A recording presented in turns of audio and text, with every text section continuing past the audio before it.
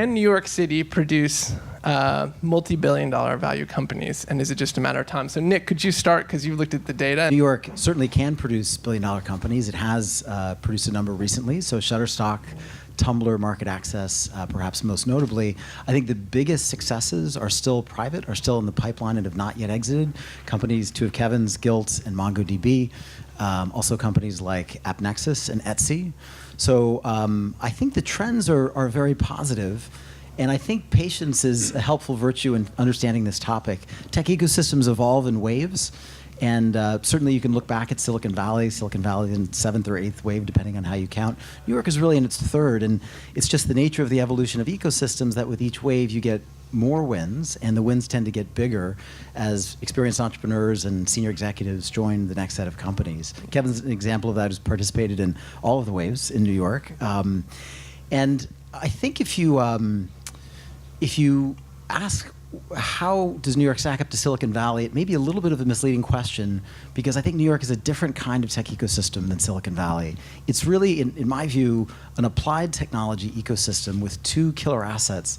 One is world-class domain expertise in a number of information-centric industries that are being most radically transformed by information technology today. Industries like media, advertising, marketing services, financial services. And now that the technology has gotten cheaper and easier, there's so much innovation that's just disrupting all of these industries. And often you need domain expertise to start those companies. So New York has seen a lot of those. The second killer asset, I think New York has one of the most impressive sort of creative classes on the globe in fields like in the arts and design and architecture and in financial engineering. You know, it's a city with a very high creative density. And if you look at the evolution of information technology generally, I think it's no longer just a sector. It's diffusing into every sector. And every industry is being digitized, and the power of information technology in the hands of creators is greater than it's ever been. So I would argue that some of New York's biggest successes could not have been created in Silicon Valley because they require that kind of domain expertise that New York has. So it's certainly true that you could not have built Intel, obviously, in New York, but I think it's equally true you could not have built Bloomberg or Gilt to the same level of success in Silicon Valley. I would also argue that just given the creative density that I mentioned earlier in New York will continue to produce a number of unexpectedly successful companies and unexpected industries. It's interesting that in addition to dominating ad tech, financial services, and so on in the information technology area, New York has also evolved as leader in such diverse fields as 3D printing with Shapeways and MakerBot, and product financing platforms with companies like Kickstarter. So I think in answer to the question, yes, New York has and will continue to produce multi-billion-dollar companies. But it's early. We're in our 3rd wave, and I think the waves will continue to get bigger. Kevin. Yeah, I mean, I don't think there's a real debate on this issue. Also, I think it's being defined unfairly because when people talk about the Bay Area, they talk about examples like Twitter or Yahoo, which are 60 miles apart, and Priceline is closer to this building than those two companies are apart. But somehow we don't get credit for that. So if we're having a conversation, can Connecticut produce a company much bigger than Twitter in value, $40 billion? The answer is yes. So I really think that New York can. It's just coincidence whether it happens or not. So look, let's not forget that it's only 15 years ago where New York had 0. I mean, literally 0. The first 100 employees at DoubleClick, no one had worked at a startup before because there were no startups. And so now, we're having a debate whether we can be the biggest startup place in the entire country, and the answer is not yet. That's hard to do in 15 years. If you take subsectors, we're already, like in online media, San Francisco's not even very relevant. New York completely dominates. BuzzFeed is here, Huffington Post is here, Business Insider is here, Gawker's here. All the large companies in the online media space are really here. So it'll take time. You're also watching, what I love watching is just how you have one company start, and then you watch 2nd or 3rd generation. So there's, I know DoubleClick's numbers, there's 34 people we've identified who are now CEOs who worked at DoubleClick, and the majority of them in New York. Then you're watching that. People who leave Gilt start e-commerce companies. People who leave Mongo start enterprise software companies. And I think, for me, Mongo is a good example. It happens to be mine, but it's exactly the type of business that if we were sitting here 4 years ago, you would have said, well, in enterprise software, in databases, which is the hardest core the guts, the most difficult technical problem, New York isn't going to be able to do that. And the answer is that in the NoSQL area, which is the fastest growing area, Mongo's the dominant player. All the competitors are in San Francisco. Mongo's winning, and that will be another beginning of a subset of the sector. So anyway, New York's doing great. I think about economic impact and economic growth really holistically. We just did an economic impact study looking at the impact of tech on New York City's economy, and I think startup valuation and venture investing, all of that is definitely a component of it, but it doesn't tell the whole story. And to your point a little bit, I mean, we're seeing tech is not a vertical, tech is a horizontal in New York. It cuts across every single industry. And when we actually looked at job creation, there's been huge job creation in tech in New York over the last 10 years. We've seen an 18% increase in job creation in tech here in the city versus 4% nationwide. But when we look at where those jobs are coming from, yes, there's a whole bunch of jobs being generated by tech startups, and that's amazing. But what we actually found is that there are more tech jobs in non-tech companies now in New York than there are tech jobs in tech companies. So when you start really digging into looking at Citibank, looking at New York Times, these companies are hiring people into tech roles at very rapid rates and really, in a lot of ways, turning into tech companies. And I think that's one of the things that makes New York a very sustainable tech ecosystem, is that we're not reliant just on sort of one source of powering the economy. We're really changing every industry in the city. And I think it creates a great cycle, too, of having people who might be a developer for Hertz.com or for Macy's or for New York Times, and that same person can then cycle into the startup space, potentially branch off, build their own company, and it creates, I think, a much more robust and diverse ecosystem here in the city. The way I think about it is more at a fundamental level. Where do people want to live? Companies are nothing more than a conglomeration of the people that are doing it. In New York, and particularly, it's kind of, just think about this area and the turnaround in the last 15 or 20 years of this area. And so basically, I think there's a lot of talented, energetic, thoughtful, entrepreneurial people who want to live in New York. And historically, New York, to me, always had some problems in finding technical talent.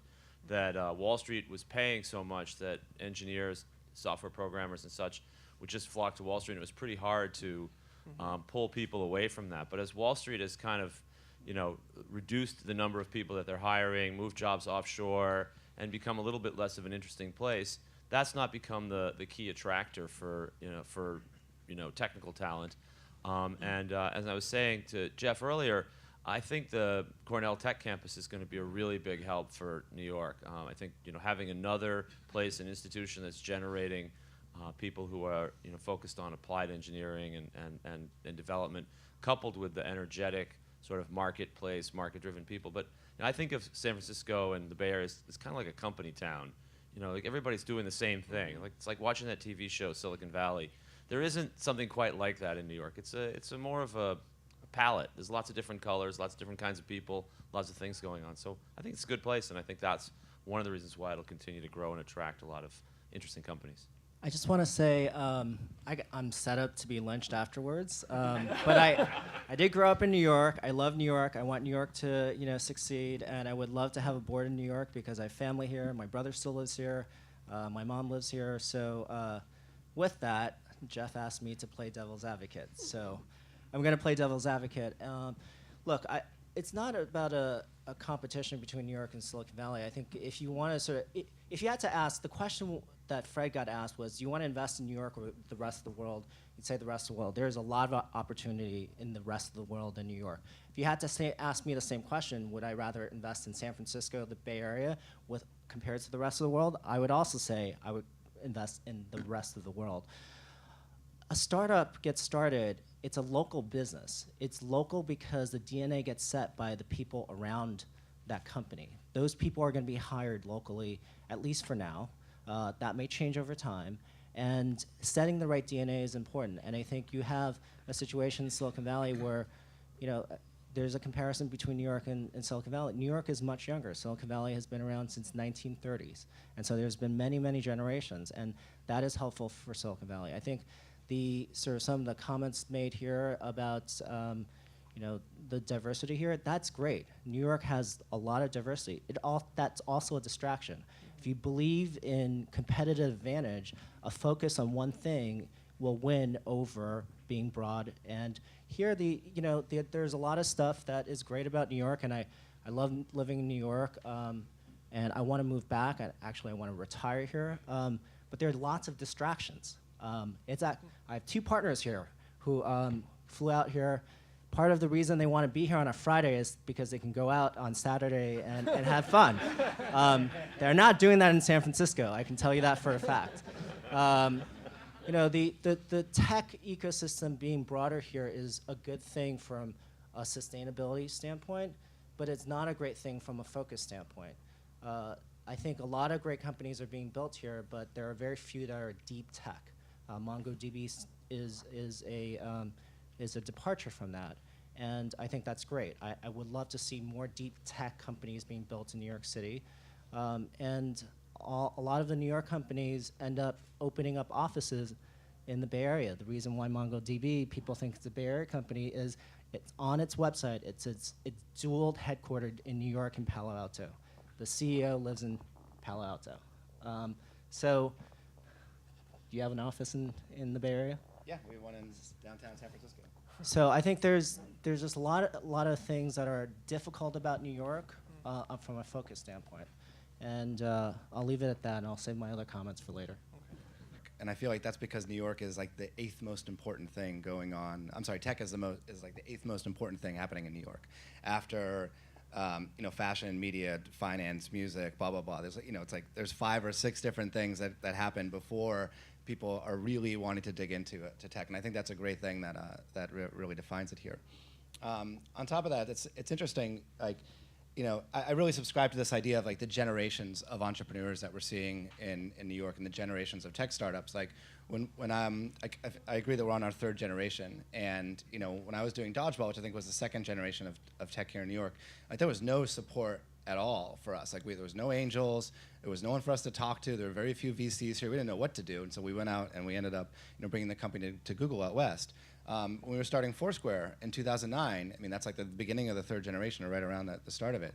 And there was a little bit more infrastructure here. Google had been around. There was engineers to pull out of Google. There were people that had left that were looking to invest in companies, and there was a couple other VCs that were here. We had some people that had gone through exits, and I think that was 5 years ago. And if you look at what's going on now, like there's so many more folks that are in the ecosystem, so many more folks that are willing to mentor people, to help make introductions, so many more companies to pull engineers from. It's like you can just do things now that you couldn't do 5 years ago, and the things that you could do 5 years ago didn't even exist 5 years before that. And so, it's really, I think if we look back at this conversation 5 years from now, I think it's going to seem kind of silly, because if you look at just how quickly things are evolving, and if you get to the point where New York is on the 5th generation or 6th generation, I think the scene's going to look entirely different. Now, but because I wanted to test and see whether there were women out there who were willing to come and demo at a women's only demo night that weren't coming to New York Tech Meetup. When I put out the call for applications, we had 47 female-founded companies apply. And then I did another call for applications, I got another 40 more. That was 90 female-founded tech companies that came forward over a span of 3 months, most of whom I had never seen apply to demo at New York Tech Meetup. And so I think some of it is, it can be a bit intimidating. It can feel unwelcoming. There are absolutely, ask any woman who's been in tech for a long time if she's ever had a negative experience dealing with an investor, potentially asking her out on a date, making really inappropriate remarks. It happens to everyone. I didn't believe it when I first came into the sector. I was in Girl Scouts before, totally like women empowered, supporting women, like never had to worry about any of that. And I kind of didn't believe that this was still truly happening at this day and age. And it happens every single day, all the time. And so I think there's still a lot of discomfort in this space. I mean, even, you all are wonderful. Walking in here this morning, someone said to me, "What, are they keeping all the women in a separate room?"